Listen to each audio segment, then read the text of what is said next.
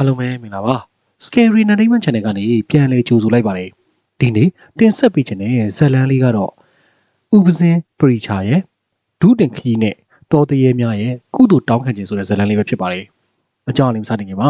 ကျွန်တော်တို့ channel ကို subscribe လုပ်ရတဲ့ရင်လုပ်သွားပြီးအသစ်တန်သိရှိနိုင်အောင်ဘေးကခေါင်းလောင်းလေးကိုနှိပ်သွားခဲ့ပေးပါလို့ပြောတဲ့ရခင်ချင်ပါတယ်ဟုတ်ကဲ့အကြောင်းအလေးစတင်လိုက်ရအောင်ဒီချိန်မှာတော့ဂျောင်ကအပြင်းထန်မကြမ်းမမာဖြစ်လာပြီးတော့အရေးပေါ်ကုသမှုလိုအပ်နေခဲ့ပါတယ်ဥပဇင်းပရိချာကလွန်ခဲ့တဲ့ရက်အနေငယ်တွင်ခရီးလေးလျှောက်လို့သူ့ကိုကူညီပြီးတော့တွဲပေးနေခဲ့ရပါတယ်ဒီလိုနဲ့ခရီးနှင်လာရင်နဲ့လမ်းကြောင်းကျွမ်းကျင်ပုံရတယ်လူငယ်မုတ်ဆိုးတစ်ယောက်နဲ့တွေ့ဆုံခဲ့ပါတော့တယ်ဥပဇင်းပရိချာကလွန်ခဲ့တဲ့လအနေငယ်ကမှပြန်လုံတော်မူသွားခဲ့တယ်သူ့ရဲ့ဆရာလည်းဟုတ်ဖခင်လည်းဟုတ်တယ်ကျောင်းနိုင်ဆရာတော်သွားခဲ့ဘူးတဲ့ဒုတင်တရားလမ်းကြောင်းတိုင်းခရီးထွက်ခဲ့ပါတယ်ဒီတစ်ချိန်ဒုတင်ခရီးမှာတော့ဥပဇင်းပရိချာကိုအလွန်လေးစားတဲ့ကျောင်းသားလေးကျောင်းကလိုက်ပါဖို့ဆန္ဒပြုခဲ့ပါတယ်ကြောင်လိုက်လာပြီးတော့လိုအပ်တာတွေကူညီပေးတာကလည်းကောင်းမွန်တဲ့ကိစ္စတစ်ခုပါပဲဒါပေမဲ့အခုချိန်မှာတော့ကြောင်ကအပြင်းထန်မကြမ်းမမာဖြစ်နေပြီးတော့အရေးပေါ်ကုသမှုလိုအပ်နေပါပြီ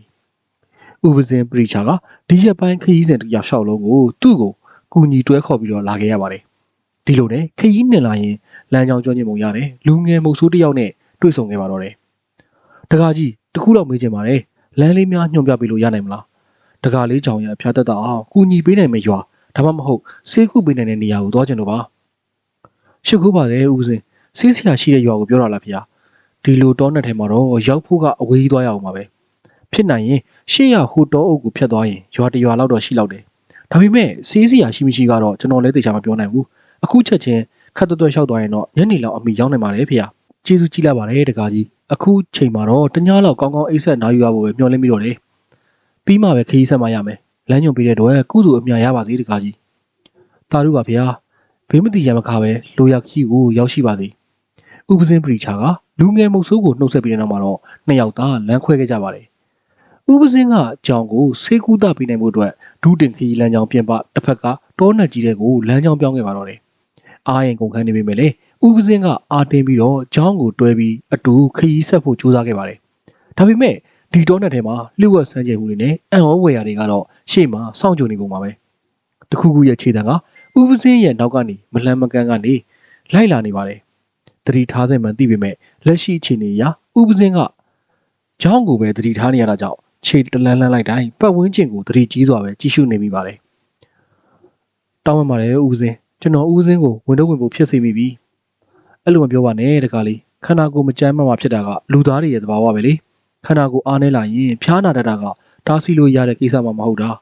ဒါပေမဲ့အခုချိန်မှာငါတို့ကလူတွေနဲ့ဝေးကွာနေတဲ့အတွက်ခရီးမမြန်နေမို့လို့လေတကားလေးကြောင့်စိတ်ထဲမထားပါနဲ့ဥပဇင်းကျွန်တော်ကိုတွဲပြီးနေတယ်မလို့တော့ပါဘူးဖေ။ကျွန်တော်ဘာသာကျွန်တော်စူးစမ်းပြီးတော့ရှောက်ပါမယ်။ရပါတယ်တကားလေးရဲ့အခုချိန်မှာစီးကန်းနေအရန်တက်ကြက်မနေပါနဲ့။တကားလေးရဲ့တက်ကအခုချိန်မှာအားလုံးထပ်ပို့ပြီးအရေးကြီးတယ်လေ။သူတို့နှစ်ယောက်စကားပြောရင်းခရီးဆက်နေစင်မှာပဲကောင်းကင်ကြီးကအံ့ဩစရာကောင်းလောက်အောင်ရုတ်တရက်မဲမှောင်လာပါတော့တယ်။အဲ့ဒီချိန်မှာပဲတာမန်ထက်ပို့ပြီးကြီးမားလာတယ်။တစုံတရာကတောအုပ်ထဲရှောက်လန်းလာတယ်။သူတို့နှစ်ယောက်ရှေ့ကိုခုံပြီးပိတ်ရက်လိုက်ပါတော့တယ်။ကြားကြီးရဲ့ဟိဟောက်တန်ကဥပဇင်းနဲ့ဂျောင်းနှစ်ယောက်စလုံးကိုကြောက်ရွံ့ထိတ်လန့်စေပါတော့တယ်။ဒါပေမဲ့ဥပဇင်းကစိတ်ကိုတင်ထားပြီးတော့ရင်ဆိုင်ဖို့အတွက်ကြိုးစားခဲ့ပါတယ်။ရှေ့မှာပေါ်လာတဲ့ကြားကတာမန်တော့ကြားမဟုတ်မှန်သိနေပေမဲ့ပေါ့။ငါတို့ကိုဖျက်ဆီးခွင့်ပြုပါ။တကားလေးချောင်ကအပြင်းထန်ဖျားလာနေပါတယ်။သူ့ကိုအသက်ဆက်ရှင်ဝင်ပေးလိုက်ပါ။သူကငယ်ရွယ်သေးပြီးတော့သူ့ဘဝမှာကြုံတွေ့ရမယ့်အရာတွေအများကြီးရှိပါသေးတယ်။ဥပဇင်းရဲ့စကားဆုံးတော့ကြားကြီးကအတန်ကျဲကြီးဟိဟောက်ပြီးတော့ဥပဇင်းနဲ့ကြောင်စီကိုဖြည်းဖြည်းချင်းလျှောက်လာပါတော့တယ်။ဥပဇင်းကအခြေအနေမကောင်းတာသိတော့ကြောင်ကိုတွဲပြီးတော့ဖြည်းဖြည်းချင်းနောက်ဆုတ်ခဲ့ပါတော့တယ်။ဒါပေမဲ့ဘယ်ဘက်ကိုထွက်ပြေးရမှန်းမသိခဲ့ပါဘူး။စက္ကန့်ပိုင်းလေးတွင်းမှာပဲဘာစကားမှနားမဝင်တဲ့ဂျာဘလူးကြီးကဥပဇင်းနဲ့ကြောင်ကိုကိုက်ဖြတ်ဖို့ရည်ရွယ်ပြီးတော့ခုံဦးလိုက်ပါတော့တယ်။ဒါပေမဲ့ရုတ်တရက်ပဲဂျာဘလူးကြီးကနာကျင်စွာအော်ဟစ်ပြီးတော့အံ့ဩဝယ်ကောင်းလောက်အောင်ထွက်ပြေးပြောက်ွယ်သွားပါတော့တယ်။ဥပဇင်းနဲ့ကြောင်မျက်လုံးဖွင့်ကြည့်လိုက်တဲ့ခါမှာတော့ပြန်လုံတော်မူသွားတယ်။ကျောင်းနိုင်ဆရာတော်နဲ့ရုပ်သွင်းပြင်တိတ်မကွာလာတဲ့ရဟန်းတစ်ပါးကိုတွေ့လိုက်ရပါတော့တယ်။အဲ့ဒီရဟန်းကသူတို့နှစ်ဦးကိုပြုံးပြပြီးတော့တဖြည်းဖြည်းချင်းမေးမိန်ပြောက်ွယ်သွားပါတော့တယ်။ကျောင်းနိုင်ဆရာတော်ဖေဟာကျွန်တော်တို့ကိုကာကွယ်ပေးသွားတာပဲ။တင်မဖေဟာဆရာတော်ကကျွန်တော်တို့ကိုကယ်တင်သွားတာပါ။ဂျာဘလူးကြီးနဲ့ကြုံတွေ့ရပြီးတော့ကိုက်ဖြတ်ခံဒီဆဲဆဲမှာဆရာတော်ရဲ့ဖုန်းတကူကြောင့်လွတ်မြောက်ခဲ့ပြီးတော့ဥပဇင်းကမှောင်ရိပ်မကြခင်ဒီတောအုပ်ထဲကနေထွက်နိုင်ဖို့ခြေလမ်းကိုပို့သွလိုက်ပါတော့တယ်။ဒါပေမဲ့ထင်သလောက်တော့မလွယ်ကူခဲ့ပါဘူး။လမ်းကကြမ်းတမ်းသလို ကြောင်းကလည်းအားရင်ပို့ပြီးကုန်ခန်းလာတာကြောင့်ခဏခဏရန်နာပြီးတော့ခရီးစဉ်ကနှောင့်နှေးခဲ့ပါတော့တယ်။ညအမှောင်တူကလည်းကြီးစိုးလာပါပြီ။ဥပစင်းကခရီးဆက်တင်လားဒါမှမဟုတ်ရန်နာတင်လားဆိုတာချီတုံချတုံဖြစ်နေပါတယ်။နောက်ဆုံးမှာတော့ကြောင်းအတွက်ကြောင့်ဥပစင်းကတောအလယ်မှာထီတော်ဆိုင်ပြီးတော့နားခိုဖို့ပဲဆုံးဖြတ်လိုက်ပါတော့တယ်။မနက်လင်းမှခရီးဆက်ဖို့ပေါ့။ကြောင်းကကမထန်းတရားထိုင်နေတဲ့ဥပစင်းရဲ့ထီတော်နားမှာအိတ်ဆက်နားနေပါတယ်။ဒီတောအုပ်ကြီးကတကယ်ကိုစမ်းကြလာပါတယ်။ပိုးမွှားတံမကြားရသလိုလေတိုက်တံတော့မရှိပါဘူး။စိတ်ပြစ်စရာအံ့ဩစရာကောင်းလောက်အောင်ကိုတိတ်ဆိတ်နေပါတော့တယ်။ဒါပေမဲ့တစုံတရာရဲ့အတန်ကတော့ရုတ်တရက်ထွက်ပေါ်လာပါတယ်။ကြောင်းကခြေထောက်ကိုအေးဆက်ဆက်အရာတစ်ခုကလာထိတာကြောင့်လန်လို့သွားပါတော့တယ်။အဲ့ဒါကတော့အကြီးတန်းရုပ်ဆိုးလာတဲ့ကြောက်စရာတောတရေတဲ့ကောင်မှမြင်လိုက်ရတဲ့ခါမှာတော့ကြောင်းကခြေထောက်ကိုယူသိမ်းပြီးတော့ကိုထားရဖို့ကြိုးစားရင်းဥပစင်းကိုခေါ်လိုက်ပါတော့တယ်။ဒါပေမဲ့ဥပစင်းကတော့တည်ငြိမ်စွာပဲဘာမှပြန်မဖြစ်ခဲ့ပါဘူး။ဥပစင်းဖေ။စိတ်အေးထားပါတကားလေးဘာလို့ရှိသလဲ။ဥစင်းကတောတရေကိုစိတ်တည်ငြိမ်စွာနဲ့မေးလိုက်ပါတယ်။6လန့်ဖို့ရည်ရွယ်လာတဲ့တောတရေကဥပစင်းရဲ့မျက်နှာတန်းကြောင့်တည်ငြိမ်သွားပါတော့တယ်။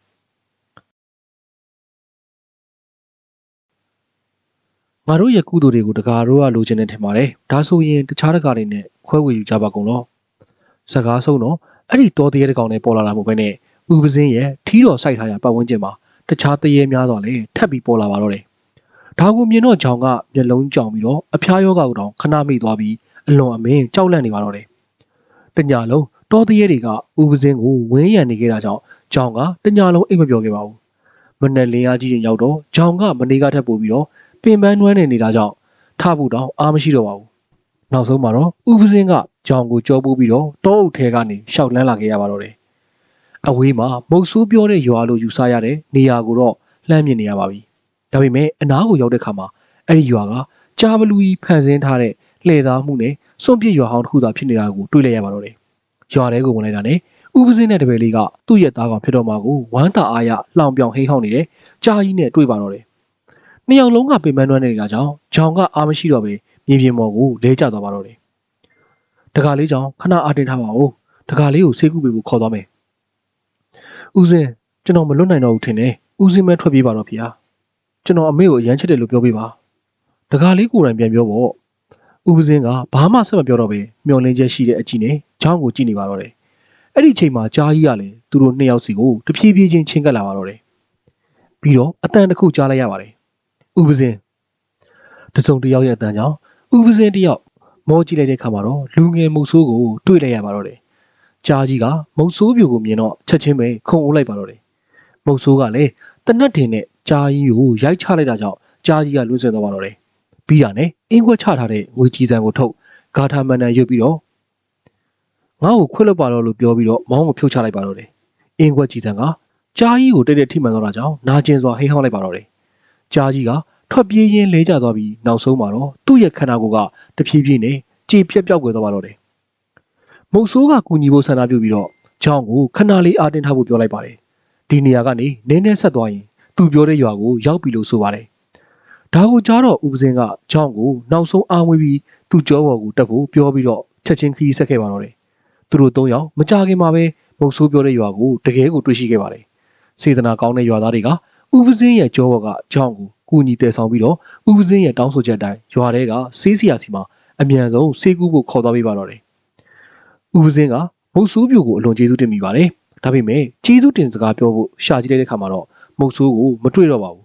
။တခါကြီးဦးစင်းတို့နဲ့အတူပါလာတဲ့မုတ်ဆိုးတယောက်ကိုမြင်မိသေးလား။ကျွန်တော်တော့ဦးစင်းတို့နှစ်ပါးတည်းလာတာပဲမြင်တာပဲဖေ။ရွာသားရဲ့စကားကိုကြားတဲ့ခါမှာတော့ဥပစင်းကမုတ်ဆိုးပြူကလူသားမဟုတ်မှန်းသူ့အလိုလိုသိရှိလိုက်ပါတော့တယ်။အမှန်တကယ်လည်းထို့တူပါပဲ။မုတ်ဆိုးပြိုကအရင်ကကြားကြီးရဲ့လှည့်သားမှုကိုခံခဲ့ရပြီးအသက်ဆုံးရှုံးခဲ့ရသူဖြစ်ပါတယ်။ဒါပေမဲ့ဥပစင်းကိုစိုးရိမ်တဲ့စိတ်ကြောင့်သူတို့နှစ်ဦးကြားကြီးရဲ့နေမြေဖြစ်တဲ့တောနက်ကြီးတွေကလွတ်မြောက်အောင်ကူညီပြီးတော့လိုရာခီးကိုရောက်အောင်လိုက်ပါပို့ဆောင်ပေးခဲ့တာဖြစ်ပါတယ်။ကျောင်းကဆေးကုသမှုခံယူပြီးတော့ကျမ်းမာရေးကလည်းတိုးတက်ကောင်းမွန်လာပါတော့တယ်။ဥပစင်းစီကသူတို့ကိုကူညီခဲ့တဲ့မုတ်ဆိုးကျောင်းကိုလည်းပြန်ပြီးကြားသိခဲ့ရပါတယ်။ဒူးတင်ခီးကပြန်လာရင်တော့ကျွန်တော်သူ့အတွက်ရည်စူးပြီးတော့ရဟန်းခံပါမယ်ဖေ။အလွန်ကောင်းမြတ်တဲ့ရည်ရွယ်ချက်ပါပဲရည်ရွယ်ချက်ရှိုံနဲ့ပဲအဲ့ဒီတကားလေးကကုသိုလ်များစွာရနေပါပြီအခုချိန်မှာတော့ကျမ်းမာအောင်အရင်နေလိုက်ပါအောင်သင်တို့ရောတမန်ကြားတွေတကယ်ရှိရဆိုတာယုံကြည်ပါသလားအောက်မှာကွန်မန့်လေးတွေမှန်သွားခဲ့ပြီပါအောင် ဟုတ်ကဲ့ကျွန်တော်တို့ရဲ့စီရင်ဆက်နေမှုကိုဒီမှာပဲကြံနိုင်ဝင်ပြပါခင်ဗျာကျွန်တော်တို့စီရင်ဆက်တာကိုကြိုက်နှစ်သက်တယ်ဆိုရင်တော့ကျွန်တော်တို့ channel ကို subscribe လုပ်သွားပြီးအသစ်တင်နိုင်သိရှိနိုင်အောင်ဘေးကခေါင်းလောင်းလေးကိုနှိပ်သွားခဲ့ပေးပါလို့မြတ်တဲ့ရက်ခံချင်ပါတယ်အားလုံးကိုကျေးဇူးတင်ပါတယ်